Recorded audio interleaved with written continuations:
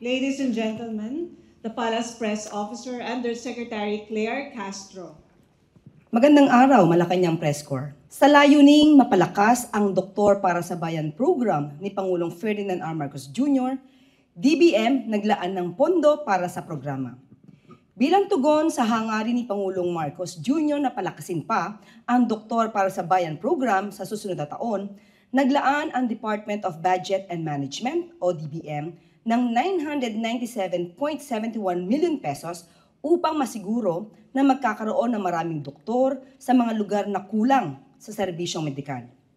Sa ulat ni Budget Secretary Amena Pangandaman, nasa kabuang 997.71 million pesos ang inilaan ng pamahalaan sa ilalim ng Fiscal Year 2026 National Expenditure Program na sumasakop sa 909.99 million pesos para sa Medical Scholarship and Return Service Program o MSRS ng Commission on Higher Education at 87.71 million pesos para sa Pre-Service Scholarship Program o PSSP ng Department of Health na magbibigay ng suporta sa 245 medical scholars, 122 medical technology scholars at 104 pharmacy scholars. Ang mahakbang na ito ng Pangulo ay patunay lamang na ang Marcos administration ay nakatuon sa pagpapatibay ng healthcare system sa bansa at upang mabigyan ng atensyong medikal ang lubos na nangangailangan sa anumang sulok ng bansa.